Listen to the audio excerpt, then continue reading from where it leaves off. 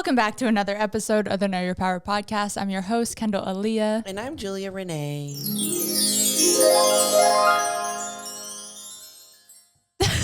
I got something to say. Not the silence. I got something to say. What you got to say? This is my last Tropico margarita of my 12-pack. Also, what happened to it?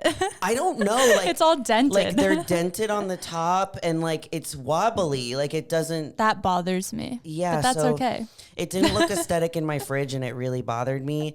And took it out. I told Zach not to drink them, and he still drank them.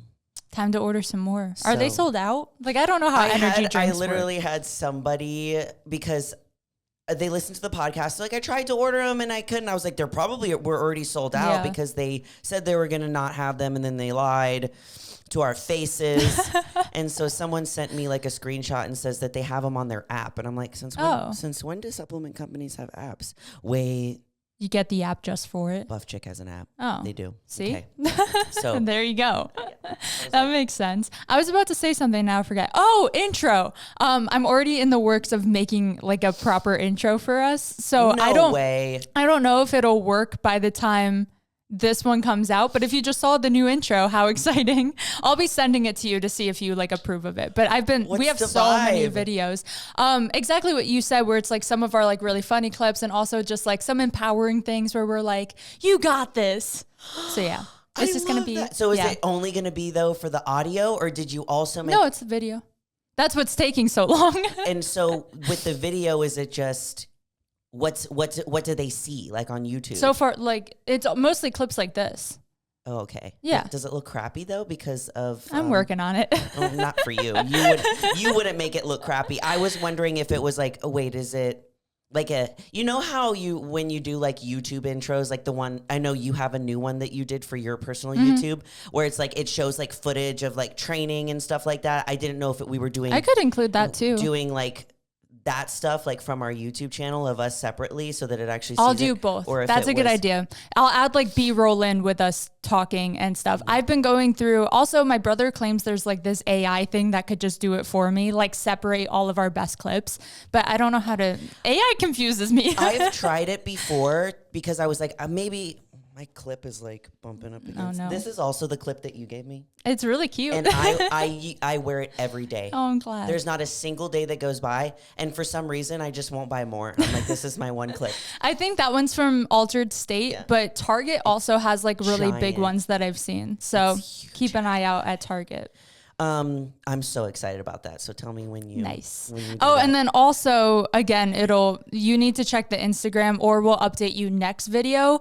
I found like a form website where you could schedule calls. That way, like people who want to call in, I could make it just for when we film, and they'll just like block out certain times. That would be and then we'll call them. So. Damn. Kendall's on it, guys. I'm working. Because I like honestly forgot until I was editing the video, and I was like, oh, I told her and everyone I would do these two things. So they're still not done yet and like perfected yet, but they're coming. Both are coming. I'm excited for callers. I want to talk to y'all. Or we can do. I was also looking into the route what you were saying, where people like send in voice memos and then we just go based on that, because that one's definitely easier. Because you never know. Yeah. Like I do listen to some podcasts where they take callers, and like sometimes someone like the energy's off, or it like makes it awkward. So, or it's that also does kind of scare me. Not that any of you would throw off the energy. It's like John Smith from Ohio, who's like, hi guys. Yeah, no, exactly.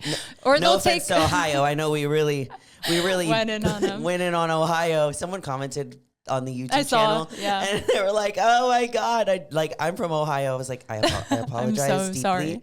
I'm so sorry. There was something else that I wanted to say, but I can't remember what it was. But we have many of topics. We have many of times. But one of the things is that you need your new homework task. Okay. From here until next week. Okay. Is to watch Dallas Cowboy Cheerleaders. Yeah. There's like 7 episodes. I know that's a lot. It's okay. It's so good. And there's so many. And someone wants us to, we have some people that are like, please talk about it. Because Chloe brought it up when she was here. So what we could do is that could be our next episode that we have Chloe on and we talk about it. We'll talk about it. I used to watch it when I was a kid with like me, my mom, and my sister. Yeah. We used to watch that. We used to watch like Dance Moms together. Like there's certain shows that we would watch. And it was so interesting seeing that the same ladies are still running it all these years later. And I'm like, how do you guys look so beautiful still? Like, you haven't aged a day.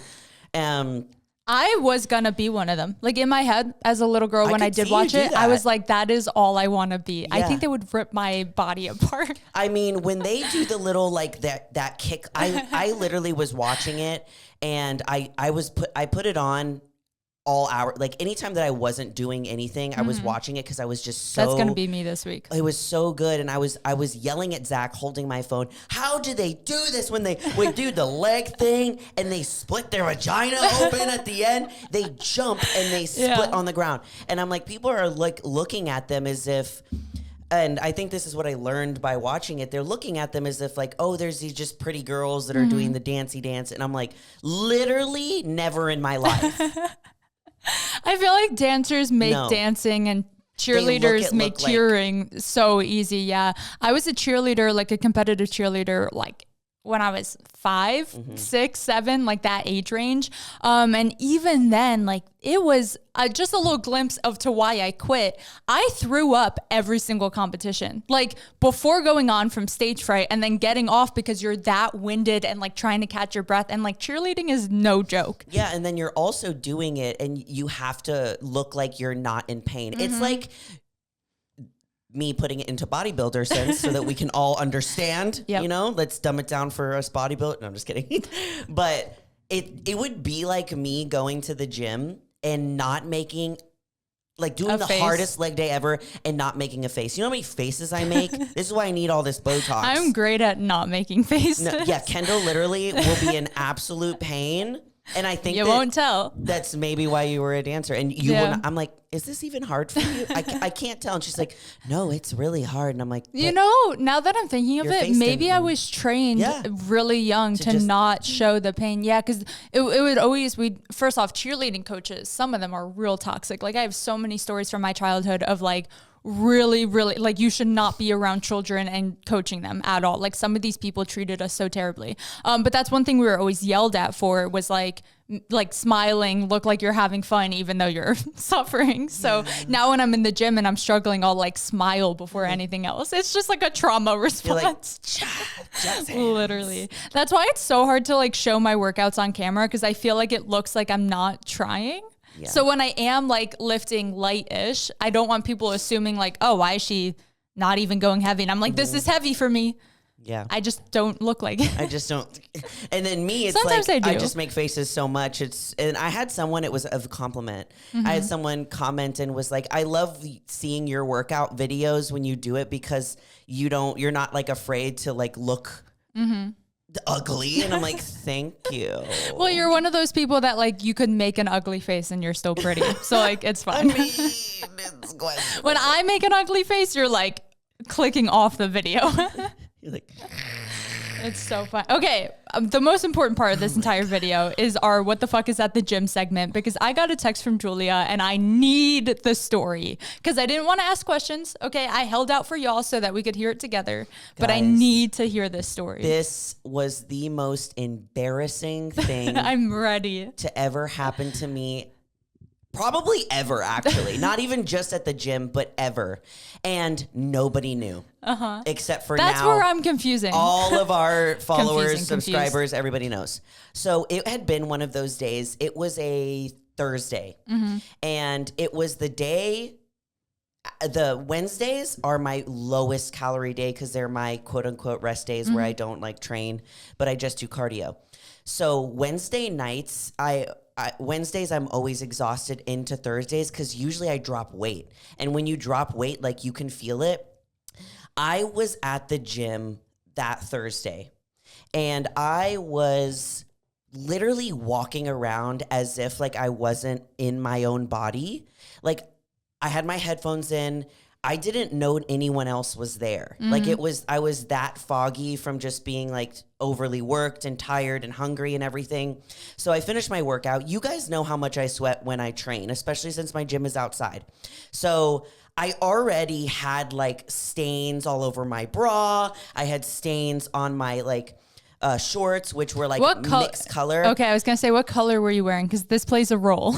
I was wearing a Paint us the picture. Pink. Okay. I'm pretty sure pink. Scary color to be wearing. Was I? Bro, what was I wearing that day? Do you take a picture? That's what I always do. I'll just look at like what selfie I took the day. I know what shirt. Okay, but you weren't wearing black. No, okay. I was wearing that. I feel like that's all we need to know. Brighter colors. Okay. And then that day I decided to bring a pump cover. I know, you know me, I don't wear pump covers. Yeah. I had this, one of my followers, she has a brand called Iron Mommy, and she has that Marilyn Monroe shirt that I was telling you about, and I wanted to wear it to the gym. So I brought that. Normally don't. I usually just wear my little tight one. And after that, this is all really important information for you to know. After that, I was going straight to the salon, right after. Was not going to have any time to shower, anything like that. So I brought my Skims dress, that black one that I wear, and some flip-flops to change into, and another pair of underwear. And I had it all in my bag. This is really convenient for you. I never have any of that stuff. Yeah. Ever, ever, ever. Never have a pump cover. Never have a change of clothes. None of that stuff. Never have another pair of underwear. This is important information. And I do always keep all of those things in my car as a just in case. Nope. Because I feel like you always have your shit together. I do walk around the gym almost every time I'm in the gym how you were feeling that Thursday. Yeah. Like I'm just in a constant state of like delusion, disassociation. Literally. So I always have backups because I know myself. But you never know. Well, from now on, no, I'm going to have a backup. You know. I will. So I finish my workout. I go and do my cardio. I'm sweating even more. I'm like dripping sweat at this point. So I go into the bathroom of our gym and, you know, I put my stuff down and I pull my pants down and I sit and I just start going potty. Yeah, makes sense. And I start realizing, why is my butt wet? And it's taking me so long to like recognize what is happening. And I'm like, why do I feel it all over my pants too? And I look down and I'm like, oh, I am peeing on the toilet seat, not in the toilet. The seat was down. The seat was down and it's just spraying back up against me. And at that point, I had two options. Either, you know, get up and try to fix the problem or just let it happen. And I was like, since I pulled my pants down, like that halfway, and I didn't, I sat on the seat, I was peeing all over everything. My clothes, oh my God. It's literally coming out the sides. And if you guys know me, I pee a lot. Like I drink a lot of water. I always have to pee. I always hold my pee for no reason at all.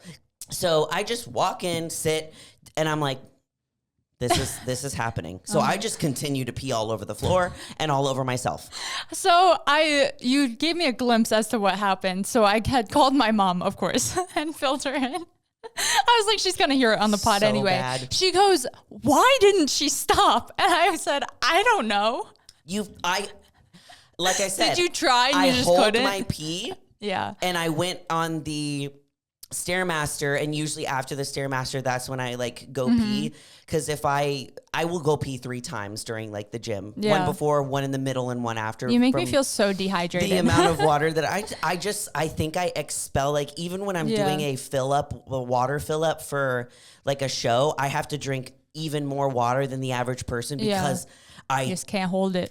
My body don't hold it. So there was no stopping it. It was happening. Okay. So I realized, and it's spewing down the sides. It's coming on me. And I was so defeated. I was like, this is my life. And I was like, well, the least I can do is scooch my sneakers up a little bit.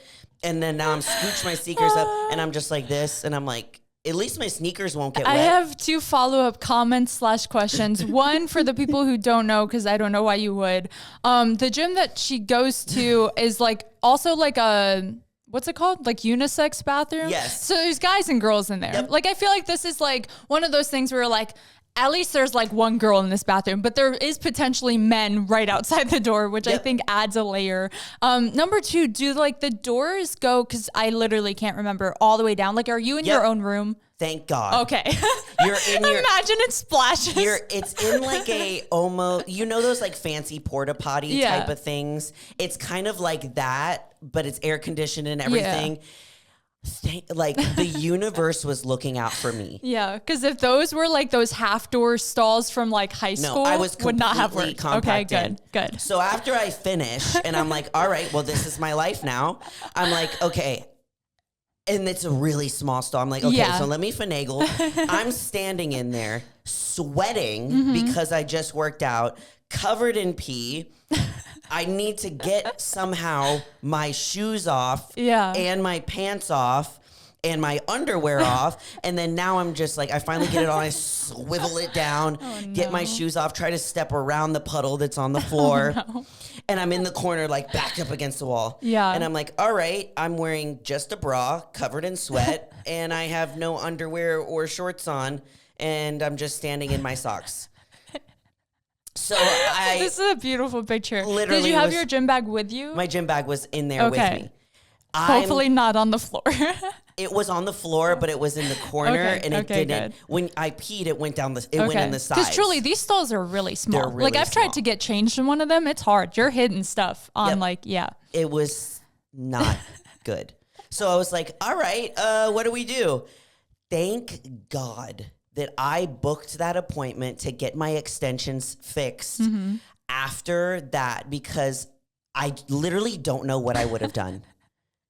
Would you have called someone? I would have had to either stay in the stall, call someone, have them come to the stall, bring me a pair of clothes and anything like that, standing there butt naked, or I would have had to put everything back on. No one would have known that I peed all over myself because of the sweat. Yeah. Like it already looks like I peed myself. And the universe was looking out for your girl, because I had a new pair of underwear. I had some shoes. My bra was fine. I was good. So then I just clean up the floor. There was actually cleaning products in there too. So I was able to Maybe you're not the first one this has happened to. I was able to clean the floor and everything. And then I'm in there and I'm like just laughing. I'm delirious, covered in pee, laughing. I'm wiping myself down, put on my new outfit thing, and then go in the car. And that's what I texted you guys. I wanted to read some of the text because I read this out to my mom when I was telling her, and it was so funny to me. Hold on, where is it? It was after Thursday. I said the most embarrassing thing happened to me at the gym. Okay, yeah. So Julia, I'll say like who's saying what. Julia goes, you guys won't believe what I just did in the gym bathroom. Most embarrassing thing ever.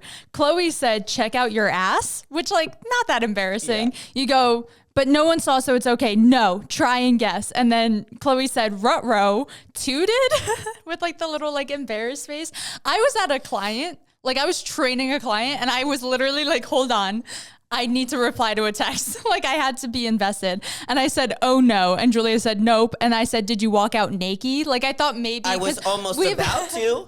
Because we've had that conversation where it's a fear of both of ours for some reason to like walk out naked or forget or like have something that we didn't put on right, whatever. Because that's so something I would do. Julie goes, I peed all over the floor, the toilet, and all on my clothes. And I said, how? And then you gave us some of the details, but not all of it. But I just cannot believe. Chloe goes, wait, that's way worse. Yep. I was like, think the worst thing possible. I don't think my brain was even, I was like, I don't get, because I get embarrassed so easily. I was like, it can't be that bad. There was literally no stopping me. And people are going to comment and be like, well, why couldn't you stop? Literally, I could not. I had been you cleaned holding it up. my pee for 30 minutes of cardio. Everything worked out. Like if this was going to happen, everything was perfect. There was cleaning products in there. It was meant to happen. I'm like, wow. Honestly, this is the best, most embarrassing thing that could have ever happened. And told no one. I think except for all of you. The only like embarrassing gym bathroom thing I've done is definitely like use the bathroom with there being no toilet paper, and I had to figure something out. I've definitely done that, but I feel like that's a universal experience that everyone has done once in their life. Everyone does the shake. Yeah, just do the shake. The something. I mean, boys do it. True. They literally just true. And I also saw a guy at the gym doing the same thing that I do, but the guy version. You know how I jump to see my butt because the mirror is too high, because I got to make sure that there's nothing on my butt before I walk out, or I got to make sure that my butt scrunch is perfectly hiked up my butt crack before I walk out. Can't have it uneven. And I walk in, of course, just yesterday, a little delirious and have my headphones in so I can't hear anything. And there's this goober of a guy and he's doing his full on like men's Lat physique. spread. And he's a younger kid, like he's probably like a teenager or something. And he's like so serious in it. I walk in and I was like, and I giggled because I was like, I do the same thing, man. Yeah. And he kind of looked at me like, and then walked out. How cute. It was adorable. Yeah, so that was my most embarrassing gym story. And now the whole internet knows. I love it so much. And my mom is going to text me and say, wow, because I didn't tell my mom, so I haven't told I like that I told my mom. My mom needed to know. She'll know. My mom texts me every week about something that she learned from the podcasts that we posted. And this last week, she says, I'm a Rizzler. Oh, my God. Love that for her so much. I don't really have any what the fuck is up at the gym stories. I feel like that was you got enough to carry us all the way home.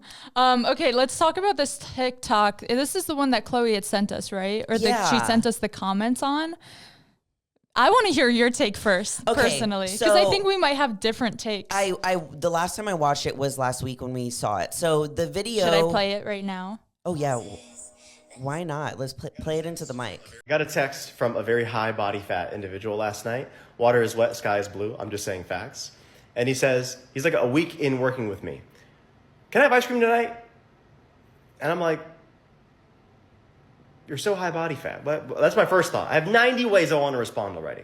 And I was like, what do you want me to say? What do you think? Do you want to have ice cream tonight? And he's like, well, some trainers are for it. Some trainers don't want you to cut anything out and live and be peaceful and blah, Dalai Lama. And some are militant. And I'm like, I don't care what they think. What do you think? Do you want to have the ice cream tonight? Do you? And he goes, well, I'm looking at my calories and I can go. He has a massive weight loss goal. I'm looking at my calories and I have 200 to 300 remain. And I'm like, pause. Before you even try and rationalize fitting an ice cream right now, you're 1 week in on trying to be healthy. You're not even 1 week in. And you have to have ice cream? But also I was like, why don't you forget the calorie counting? I'm not even looking at that. You're so high body fat that you don't need ice cream. Why don't you just care about what you put in your mouth? And this is how we left off. Would you rather, I said if it were me, I would be seeking protein, I'd be seeking fruit. I fucked off on 1 pound of blueberries last night and 1 pound of cherries. I woke up, took the biggest, had the best workout, feel amazing. And this is how we left off. I said, do you want to wake up the next morning, tomorrow morning, in the positive, knowing you skipped that choice? Or do you want to wake up in the negative and wake up in regret? Either way is a learning opportunity. But which one would you rather? Parallel universe, wake up in tomorrow. You tell me. Takes? Okay, so what was that comment that Chloe sent us that was hilarious? Let me pull it up just so I'm not wrong, because he's got a lot of comments on that video. I think people are split on like how they feel about it. Yeah. And I can see it definitely both ways. I think the majority of the reason why he was so upset in that video is because it had literally not even been a week. Yeah. Which I completely understand that frustration. The comment says, need this man as my trainer. And then he responded to this person commenting on the video, y'all horizontally tall people book a call in my bio. Oh my God. So I think what he's saying could definitely be perceived correctly of like we've said this, right? We've said this in a very nice, digestible way of like, stick with your goals, show up for yourself, be disciplined because you'll thank yourself tomorrow. Yes. Calling him high body fat, saying horizontally tall people, like saying the word fat, which I have never and would never use with a client, any of those terms. That's where it's like obviously polarizing, and I can't tell if he's being serious, but if he is, like that is not how you should talk to anyone, even if they are high body fat. Like maybe just respect your clients and they won't. I think what treat you that way. What makes the video difficult is the way that he talks about it. Yeah. But the actual like content and what he's trying to say of like the choices and how do you want to wake up and feel tomorrow? Do you care about what you put into your body? Yeah. Dude, it's only been a week. But that's not how he said it. And you have such a very big goal. Like those things I understand. So at first you're seeing it and you're like, the fuck? Why does he got to say it like that? Yeah. And then you're like, wait, okay, some of the things he says are making sense, but obviously like a triggering video like that goes viral because it is very triggering. Like even to me, and I had this talk with one of my clients because we were talking about the word fat because she calls herself fat and I always correct her and say, first off, she's literally not, but like just correct her and say like, you're not, and also this and also that. And I just explained it to her and she's like, we were just talking about the word and I was like, I hate that word. And she goes, were you called that word? I said, for sure. I have 3 older brothers. Of course I was called fat at one point in my life. And I hate that word. Like it just doesn't feel good. Even if you have body fat, I don't think anyone should be called fat because it's such like a shaming thing. And I know I don't think he said fat, but that implication was right there. You have a high body fat, which I thought was better. Better than straight up saying you're fat, but also like you do not need to address that at all. Yeah. You could talk about like you have big weight loss goals or like you're a weight loss client. Yeah. I feel like that's like a much nicer way to phrase it. It's just his phrasing. Yeah. It triggers me even. So I can't imagine. Whoa, bro. Okay, chill. Yeah. Definitely chill. But yeah, I get that what he was trying to say was correct. It's like, yes, like I agree with that it's literally been a week and you've only been dieting and trying and you already need it. Yeah. It's been a week. Yeah. Also, Julia had responded, Chloe had sent us this, and she was like, who needs ice cream after a week? And I do. Chloe and I were both like, me. Yeah, I do too. Yeah. There's a difference of like, I want it and like I actually choosing and going to do it. You know, it's like, Agreed. I want ice cream almost every single night. Literally, I could have ice cream every single night. I want it, but I'm choosing not to because I'm choosing my goals first and foremost. For sure. So I understand that part of that video where it was like, he was actually trying to teach like discipline, but it was like, whoa, you don't have just very harsh. Don't have to but also it's one of those things where like there's a coach for everyone out there, and the clients that I have, and I've had them for years, all praise me on the fact that I am not harsh. I'm not a harsh, mean coach because that's not what they were looking for. Some people like when I did sports, I loved mean coaches. Like I loved when coaches like yelled at me, put me in my place, told me how it was. I just learned that my training style is more like gentle parenting because that's what got my clients results. When I was being a little harsher, it just created like a weird dynamic and some like animosity versus like when I'm my client's friend and also motivate them to make that choice instead of being like, you have to make that choice. I feel like it's been received the best way, but that's because that's what my clients want. Exactly. You know? So there's trainers for everyone. Yes. If you respect how that guy talks to you, you go for it. I have some of my clients that like either or. You know, like I'll have some that I can tell like need a softer approach, and I'll have some that will literally be like, I need you to tell me to get your shit together. Yeah. You know, and I'm the type of person that I respond very well to like get your shit together kind of coaching, and it fuels me, and like the anger of like the frustration with myself will get me to go and do things. That's how I am too. And everyone is different. So I understand that he might be a good coach for some people that like that. But like for other people, they'll be like, nah, man, I'm not. Like that actually would make it worse. Yeah. It'll make them go back into themselves, not follow their diet, anything like that. And then have ice cream every single night. And then they're back to square one. Exactly. So just interesting TikTok. I'm glad Chloe found that one. Take on it. Because I feel like. Tell us in the comments if you would like a coach like that or if you prefer like I feel like the way we address similar topics. Which one's more your jam? Because some people love the harshness. I totally get it. Another TikToker, last TikTok TikTok person, I promise. Have you seen Alona Mayer?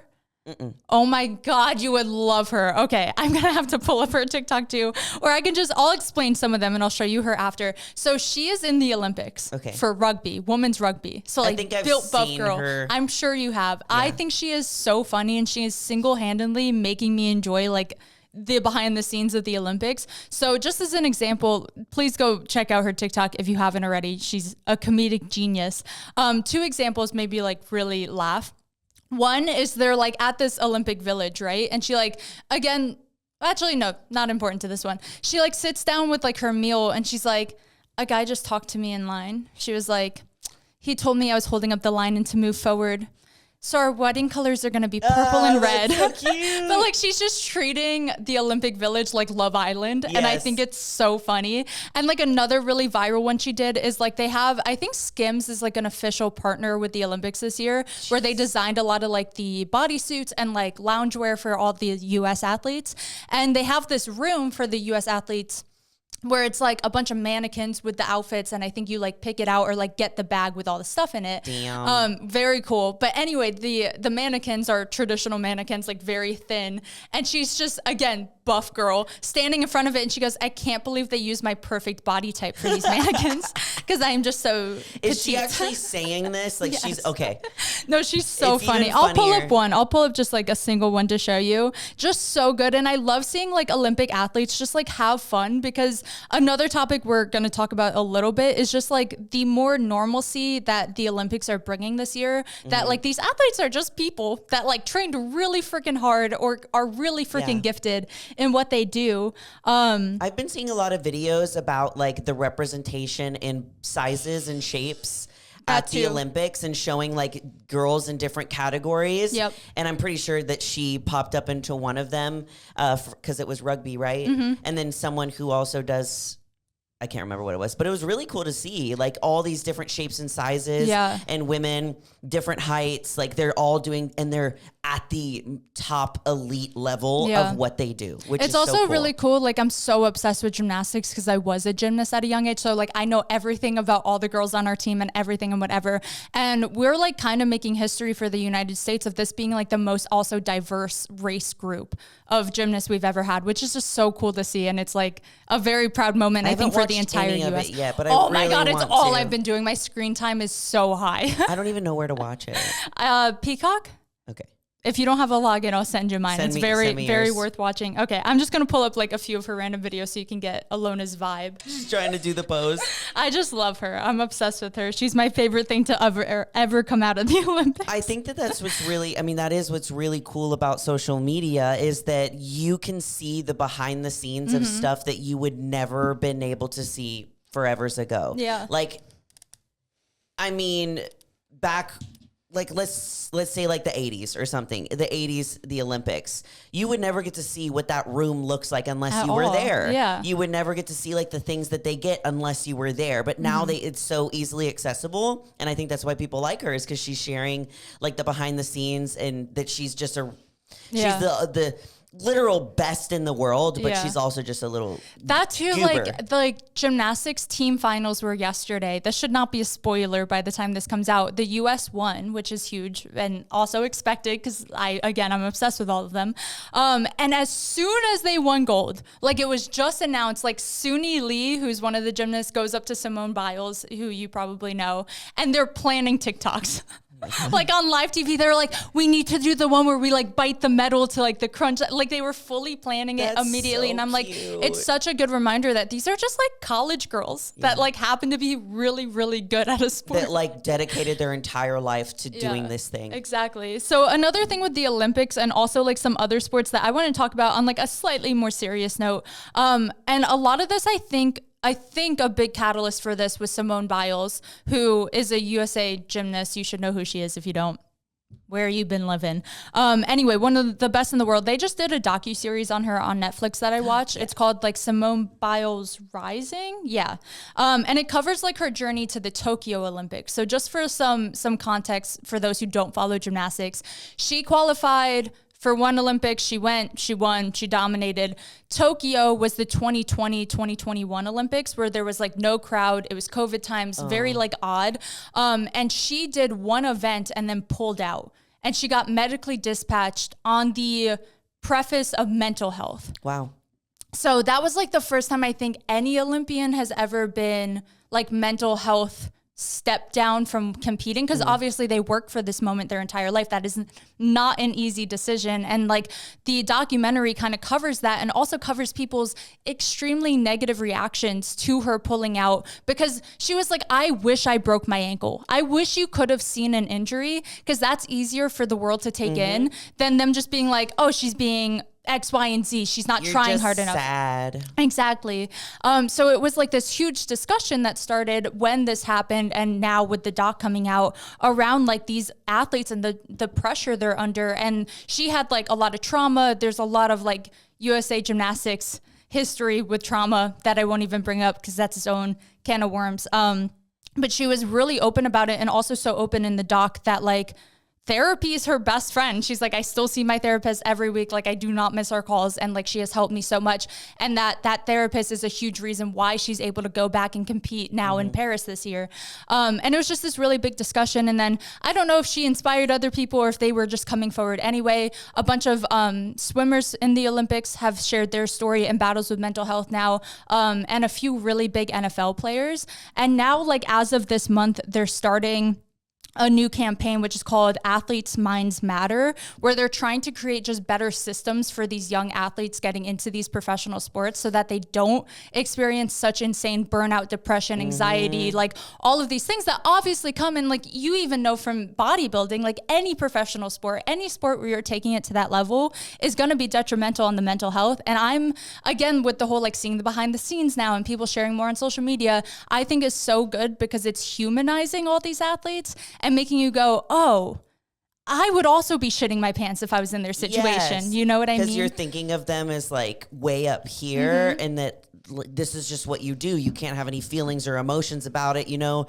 And who cares if you're sad, you know, or you're stressed or this is what you do. And it's like, no, like put yourself in their shoes and see like what it would feel like to have, especially like the Olympics, literally the entire world watching you and rooting for you. Either to win or like other countries are against you. Like it's just so much hoping pressure. to see you fail so that their country wins. It's like, that's crazy. So it's really cool that people are coming out about that because that's a lot of pressure. Yeah. And it's something like, I feel I'm part of the problem. I feel like I'm one of those people that always viewed these people on such high pedestals and like they were superhuman. And it was like, Simone Biles doesn't get nervous. She's Simone Biles. And it's like, of course she still gets nervous, or of course she still faces all of this pressure. And like, if anything, it's worse now that we all expect her to be perfect every time. Well, it gets worse the better you get. And I always like wondered that with Chris Bumstead is I feel like, because Chris Bumstead, like, the Olympics of bodybuilding is the Olympia. So I would always wonder, and if I saw him, I would ask him this question, and then also be like, hey, no, I'm just kidding. I would ask him this question and be like, is it more pressure and scarier now to continue to be number one than it was to win your first one? Yeah, because I'm sure it is. When you become, like, when he won his first Olympia title and he became, you know, Mr. Olympia, of course, that was probably an incredible, magical moment. But at that point, no one expected anything of you. You know what I mean? Yeah. Like, of course, they probably were rooting for him to win, but still you're like new. Yes, you know? they don't have previous expectations of you being number one. Now he goes into it and it's like, they expect you to continue to be number one, which is probably more pressure to continue to be number one. And then at a certain point, when you're number one for so long, like we saw with Phil Heath, they don't want you to be number one again. Or it's so easy to turn you know on what people I mean? Where that it's are like, doing all well. right, you've been number one long enough. Let's see someone else give it a shot. I feel like we've even seen that in like the wellness world as far as like a Urishna. Like if she doesn't come in exactly how she came in the previous show, people act like her physique is awful. And it's like, she is still one of the best in the world and her physique is like so unobtainable. It's not even funny, but it's so easy to sit on your couch and be like, I could look better. It's like, no, you can't. You're like, she looked better last season. But it's so easy to judge these people, especially because like, I do get the sense that like, you're putting yourself out there to be judged, but also like when you are dealing with mental health, I'm so glad that it's like more of a safe space now where they feel like they can come forward and that campaigns like this are starting where it's like, let's have team therapists. Let's like force psychological reading, like stuff like that, like needs to be done. I remember even when I was a gymnast, you could be at the top of your game still because you need to be. You know? Even though I wasn't like a professional gymnast by any means, like I was very much so a little girl that just happened to be like decently good. We had meetings every week with the nutritionist. And then like there were talks of should we bring a psychiatrist in and do like weekly team meetings with the psychiatrist, because I feel like the younger those conversations conversations start, the more you can prevent burnout and like other things that are worse than that to happen in the future. Because it seems like so much. Like just put yourself in their shoes. I cannot imagine. Jesus. Yeah. So that was just something I thought was cool. I was like trying to look up recent topics, and I saw that this month was the month they like instated that and are like starting to make progress in that. So it's cool.